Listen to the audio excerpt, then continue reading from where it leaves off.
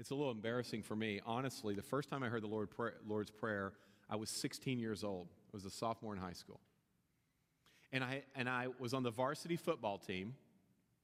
And I didn't hear the Lord's Prayer in a chapel, and I didn't hear the Lord's Prayer from a pastor, and I didn't hear the Lord's Prayer first in a church. I heard it first on the 50-yard line, kneeling before my first varsity football game.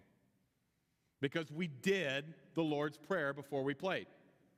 So you take a knee, this is football terms, take a knee, take your hat off, that's your helmet, take your helmet off, take a knee, and then we would recite the Lord's Prayer.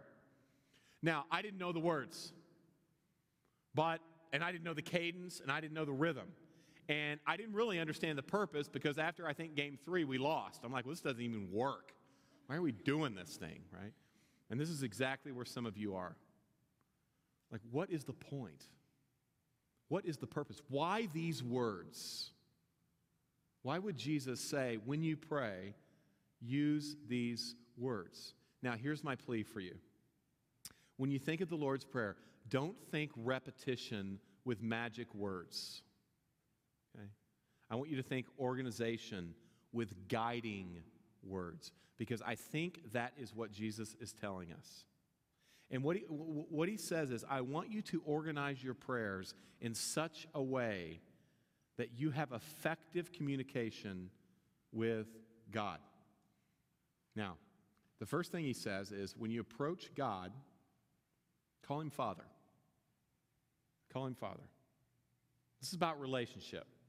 Jesus is teaching us something very important. God is not just some kind of distant deity whereby we access him with some formal word or incantation. No, God is a father.